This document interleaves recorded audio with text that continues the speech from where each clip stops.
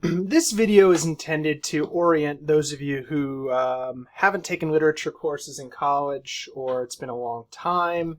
And it's also for those of you who are literature majors or English majors, just to kind of orient you with what my priorities are and how I approach teaching literature. So let's begin. There's a model that I teach in Critical Approaches to Literature 235 that's kind of an all-purpose way of approaching lots of different texts. It's one that I adopted from the Broadview Introduction to Literature. You can see the citation down here. And there's sort of, when you read a story, a book, or anything, there's kind of 5 levels of analysis, 5 levels of encountering a text that all have value and are all interrelated. But it's useful to separate them and to think of them as separate and to see how they interact with each other. The first of these is evaluation. And this is very, very much how we tend to respond to books, TV shows, whatever that we encounter anyway. Do I like it? What is my gut reaction? You know, there's nothing complicated about this. So what did you think? You know, it's like you walk out of a movie with a friend and you're like, well, what did you like? I like this, I like that, the other thing. The second is interpretation, and this is something we also do all the time, even if we don't use, literary theory or critical methods or anything. We ask ourselves, what was this about? What is the theme? That is, what are the sort of like universal human experiences, conflicts, or problems that this treats? What is the moral? Is it trying to teach us something about how we should live or shouldn't live? And this all belongs to interpretation. And so far, so good. These are 2 things that most people do in one way or the other when they read a book, watch a TV show, etc. The third gets us a little bit more into the technical aspects of what we do in a literature class, and this is description. What does this text look like? What are its features? What are the narrative tropes that it uses? What subgenre does it belong to? What kind of stock characters do you identify? What are the different parts of it? Where can you say that there's a beginning, a middle, an end? What might be the climactic action, or what might be the sort of relationships between characters?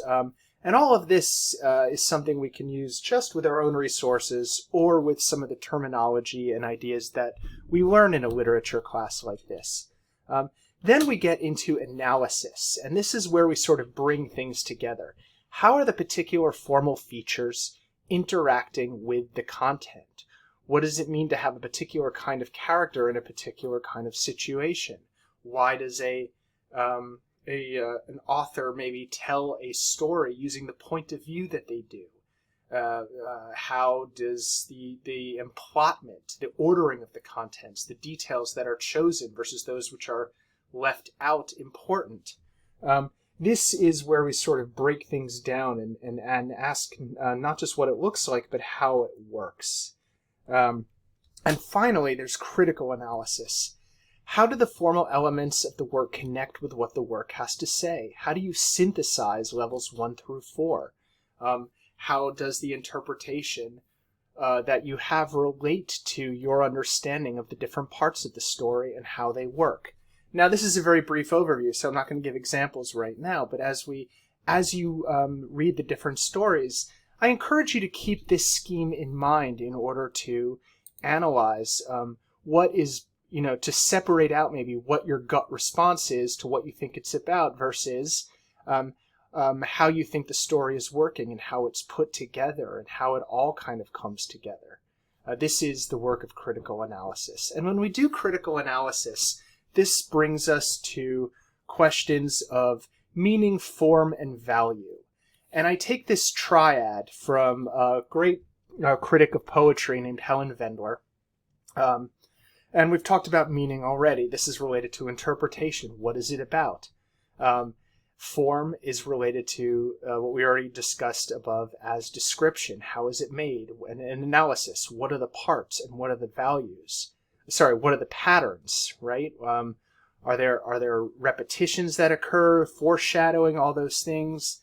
And finally, when we're talking about critical analysis in particular, a lot of times that has to do with what we think this story or other work has to say about values, what we value, what it means to be human, what it means to be civilized, what it means to be good or bad or responsible or irresponsible. What does it have to say thus about ethics? Is there an ethical claim, a claim about what the good life is and how people should live to be made in this story? Is there a claim to be made about how we use technology, or what effect technology has on us, for example, in a science fiction story? What does it have to say about time and history and the passage of time? And of course, in literature classes, we're often interested in how this story reflects, and this will become more prominent in weeks 2 and 3, but what does this story have to say? How does it treat those fundamental categories that shape our identities and the way that we are treated, and the way that the privileges and the disadvantages that we have as we move through the world in terms of race, class, and gender.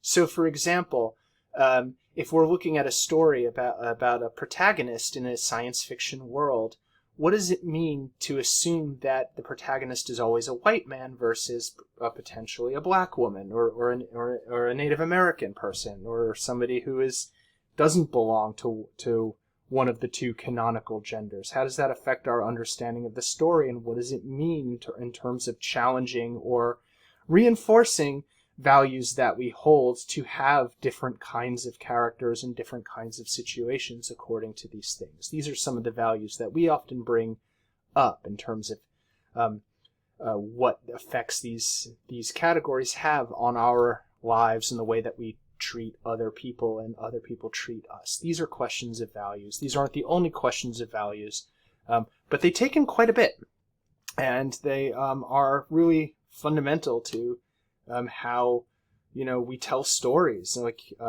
not just your racist uncle who has to mention the race of every person who he meets, but there is a way in which that kind of reflects the larger way that we live in the world.